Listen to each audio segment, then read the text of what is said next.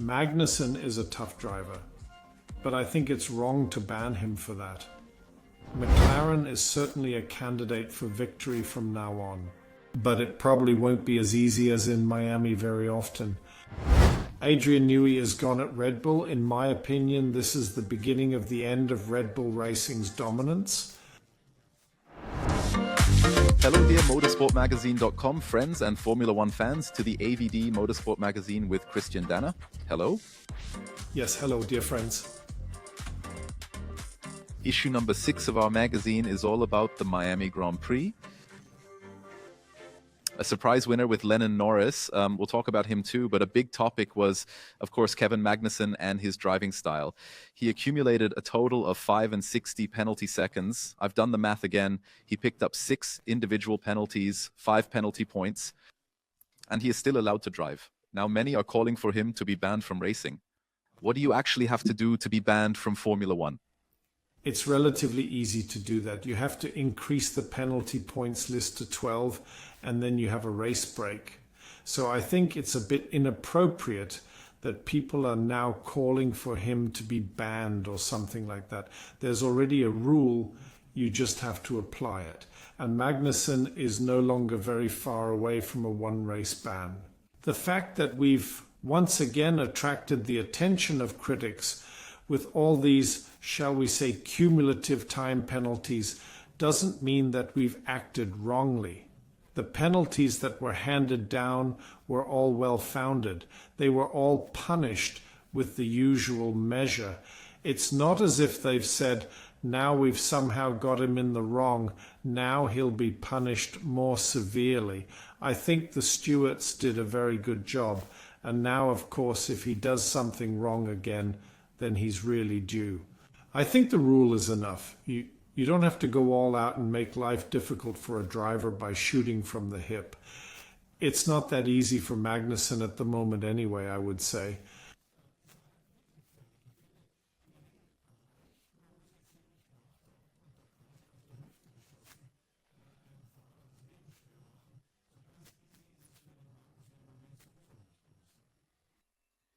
Now I have just listed what he has done over the course of the whole weekend.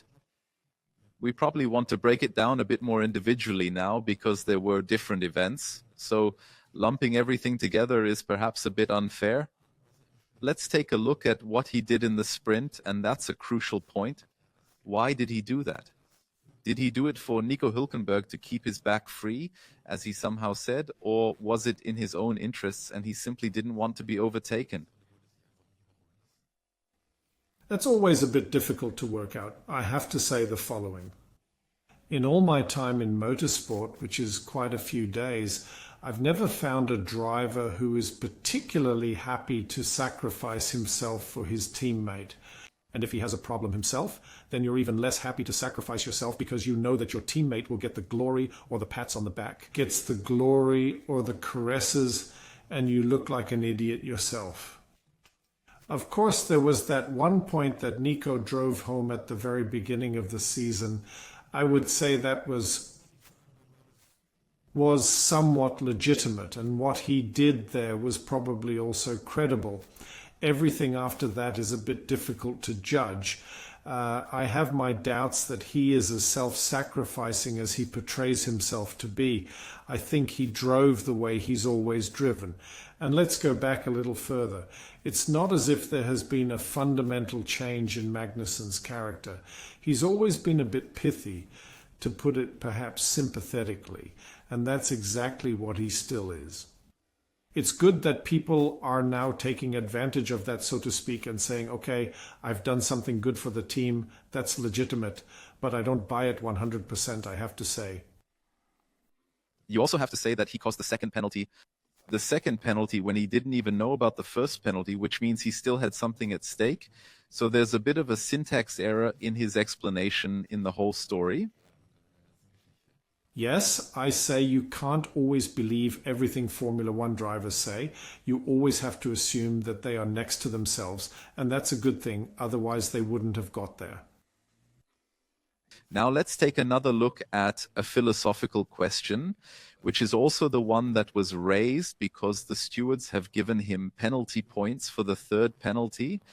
They say that the guidelines do not actually provide for penalty points for such an offense, but due to the frequency of the offense, we have now decided to do something. Now, Kevin Magnussen asks, well, is it actually written in such a way that I have to drive differently, that I can no longer defend myself so fiercely just because I already have a penalty in my luggage? It's a philosophical question, isn't it? That is a completely justified question. After all, the regulations are only ever perfect when the cases arise, and you can adjust the regulations, adapt them accordingly, coordinate them with reality. And I have to be honest, I do have a bit of sympathy for Magnussen. He says that I would now be punished. Now I'm also getting 2 penalty points. Where is that actually written? And I have to be honest, it is based on what I call common sense. And that common sense explains it, but common sense is not what the regulations say. We know that by now. And I can understand him getting a bit stroppy and saying, sorry, you'll have to explain that to me. I have to say that despite all the criticism that can, of course, be leveled at him,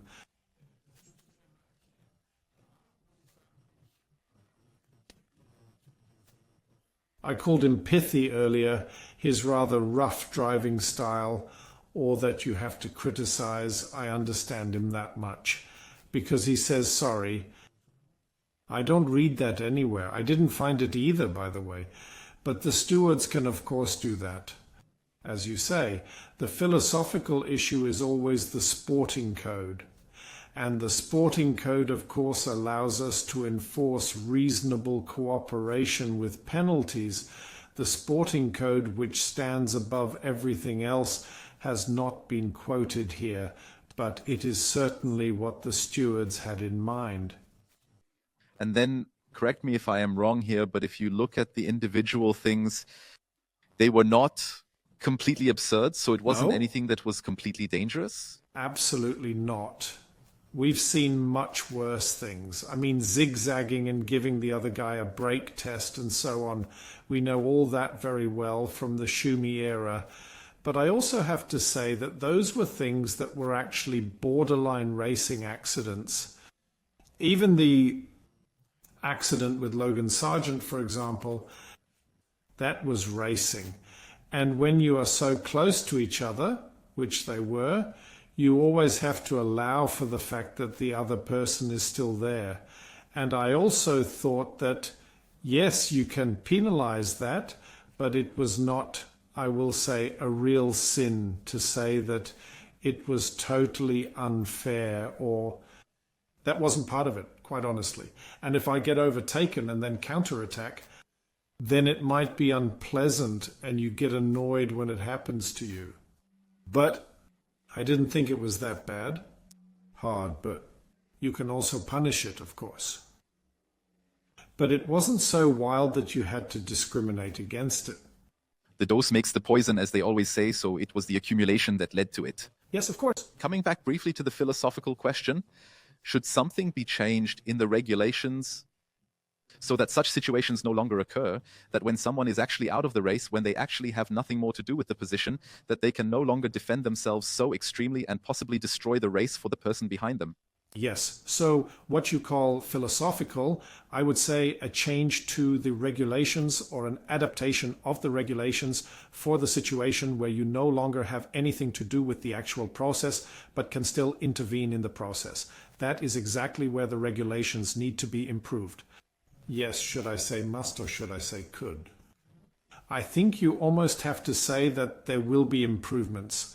Whether that means must or could is an open question, because basically I quite like it when drivers can race against each other and also use a bit of trickery without being unfair and without endangering others. Because otherwise everyone puts on their indicators and drives over to the right. So that's exaggerated. It's an invitation to stop racing. And finding the right compromise is extremely difficult. And that's where the regulations come in, no question about it. There's nothing in them at the moment, but how it is formulated will be the next problem, because it is and remains a matter for the stewards to assess, and we already have that. So even if it's not in the regulations, the stewards have very much assessed the situation. You just brought up the keyword unfair very briefly at the end of this topic. Was it unsportsmanlike what he did? Because he also had to defend himself against this accusation. No, I think it was a mixture of frustration because things didn't go the way they should have gone for him. And the classic racing driver feeling not with me. And then you end up with something like this. As I said, you have to be careful that it does not get out of hand, situations like that, but it is incredibly difficult to assess it properly because on the one hand you want to see it, you want to see him defending himself, fighting back, counter-attacking or trying to overtake where you think it is not really possible, like Carlos Sainz did in the end. Also crashed into poor Piastri's car. I mean, when he overtook, he lost the brass that he couldn't get past. That is somehow part of it, and an order has to be maintained. But the sense of proportion and the sensitivity to judge such things, that is much more important than even more regulations and even more rules and even more bans. Let's put a lid on this topic for the time being. I'm sure we'll talk about it again during the season. Have to, may, whatever. And now we'll move on to the Ask AvD section.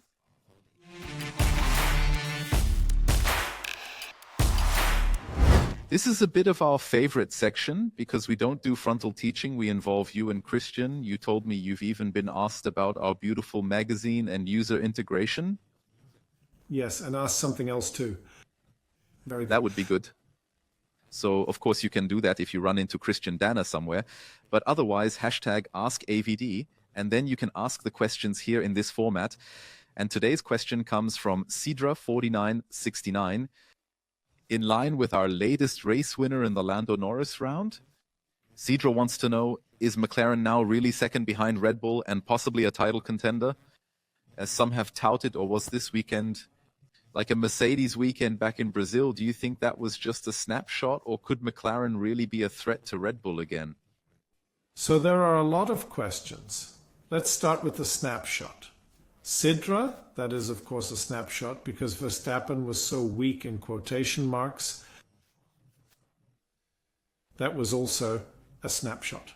And that is also why I would say that a snapshot does not necessarily mean that this McLaren will tumble backwards over the course of the season. In my opinion, that was a psychological breakthrough for Lando Norris, a mental breakthrough. Now it's happened. It was long overdue, as he always says himself. But it's a relief, it's liberating.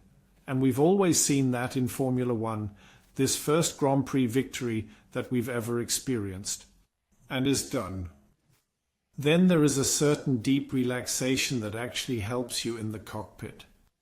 The next topic is this a title contender? So we're still a bit far away from that, I think. Is it number 2? It always changes when the Ferrari has a good day? No. If the Ferrari has a bad day, yes. Or vice versa, if McLaren has a good day, yes. And the nice thing is that we can obviously see that McLaren, from the driver's point of view, and Piastri drove a fantastic race. You really have to say, you could almost feel sorry for him that he had to go through the safety car issue. He has fallen so far behind due to the safety car issue. But McLaren is already very strong and very solid. But do not forget, they still have their highs and lows, their ups and downs at different circuits.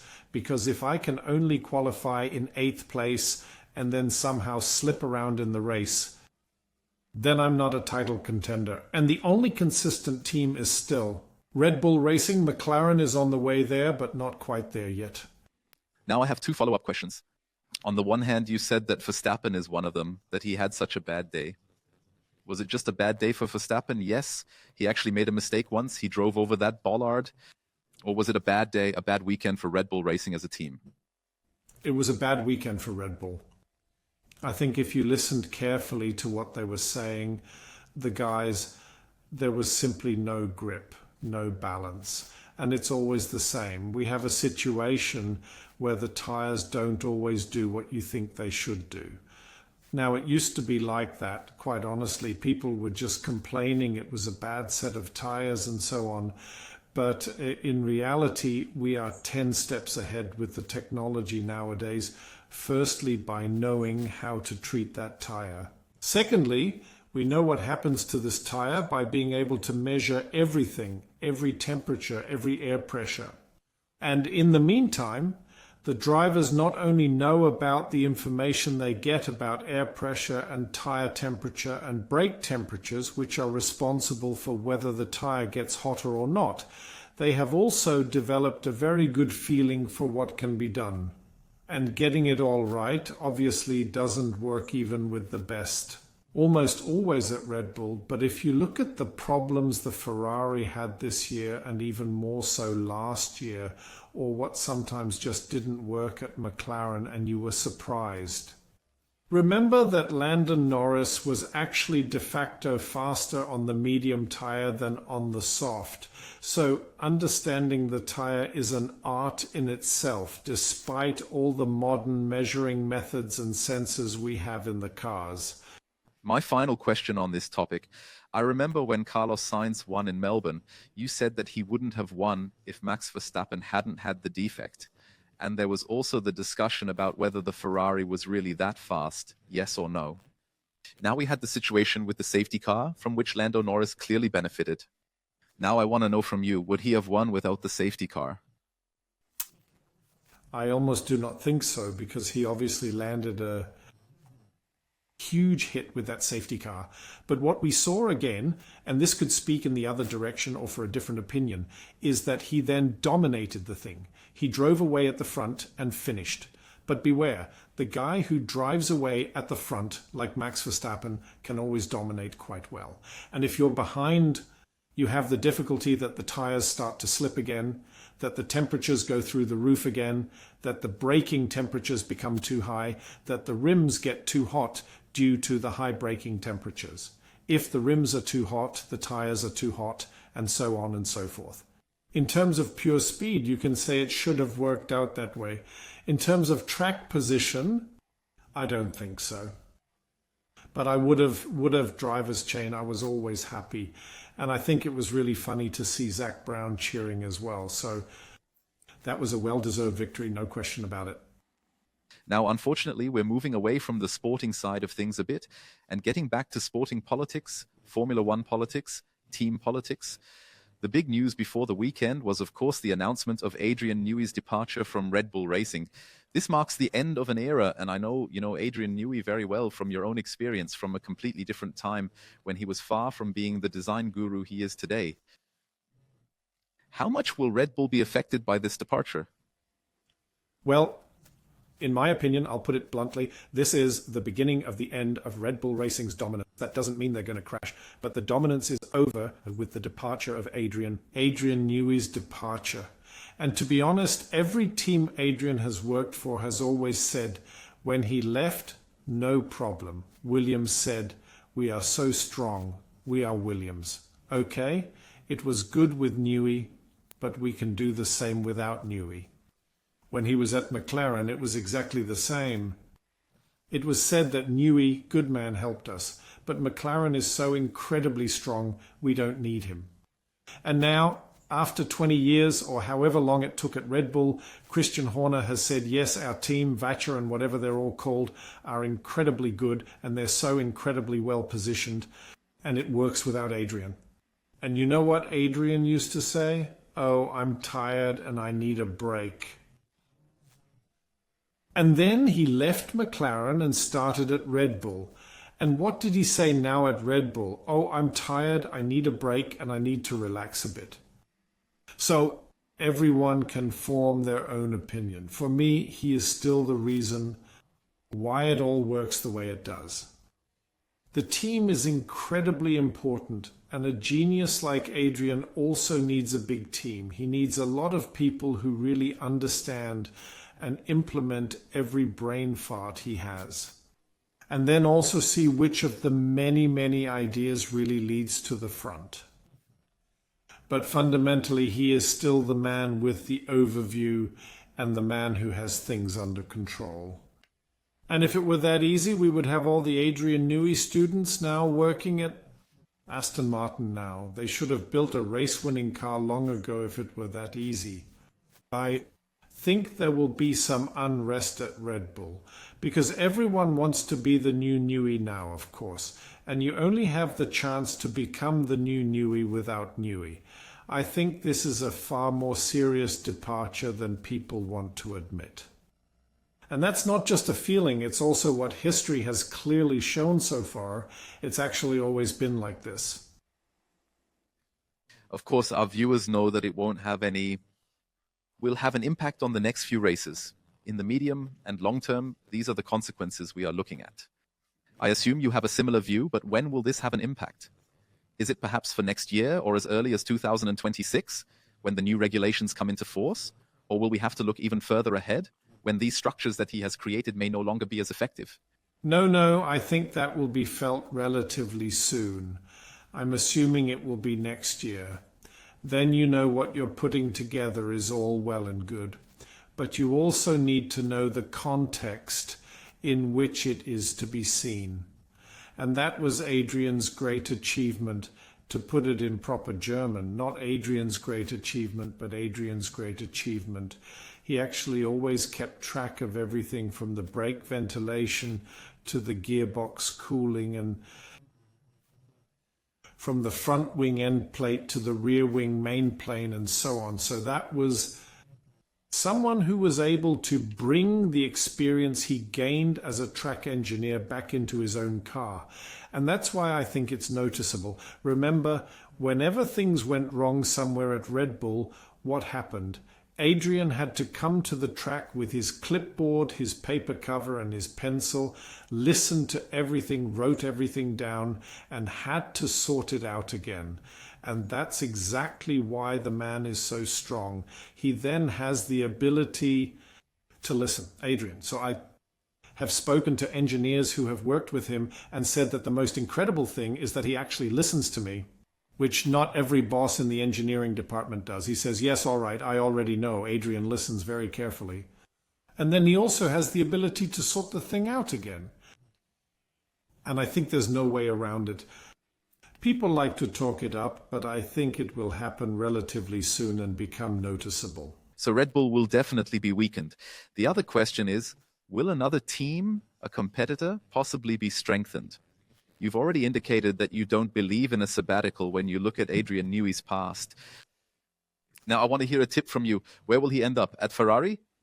Well, let's start with the sabbatical. Yes, of course it's nice, my sabbatical. Adrian is bored to death. What's he supposed to do? The best thing is when you've found a job, which is also exactly what you always want to do, what interests you the most.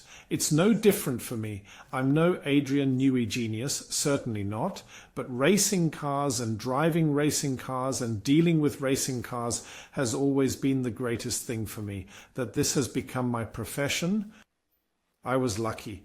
And with Adrian, it's designing racing cars. And when I leave a team and I'm still sitting on the pit wall, it shows a little bit where the hammer hangs or what he is really interested in. That's why I don't think the sabbatical is so crazy. Probably whether it will be Ferrari. So the way he expressed himself and the way he talked about it, Adrian style, it can't really be anything other than Ferrari. But of course, it takes a bit of time to get used to the new and different atmosphere. To conclude our Newey chapter, perhaps a bit of conjecture, but why do you think he's leaving Red Bull in the first place? Is it the affair surrounding Christian Horner's team principal? Does he feel underappreciated by Horner? What do you make of the whole situation? Both. First of all, of course, Christian Horner, as we all know, didn't just speak highly of Adrian Newey, saying, well, he's not what he used to be, and it's good that he's there, but Red Bull is much more important. That hurts, and Adrian is an apolitical person. He's really interested in his racing cars and in designing racing cars. And that's why I think a lot of human things come together. Of course, Horner's affair is also part of it. Newey doesn't like any of that. He's interested in motorsport with all the facets that motorsport offers, for the engineer, for the driver, for the speed of the car on the track. That's great. He is absolutely thrilled when things go a little faster or when an idea he had can be implemented. That's what he enjoys. And if that is clouded by human shortcomings, i.e. human things that are not 100% positive, then he quickly gets to the point where he says, okay, this far and no further. And he always negotiates. His wife has already negotiated, and now Eddie Jordan is doing it, which of course makes the whole thing extremely piquant. I can imagine that the human element has already disturbed him, but all in all, I don't know what else was involved internally. So much for Adrian Newey and Red Bull Racing. Now let's take a short leap to our AvD Pit Stop section.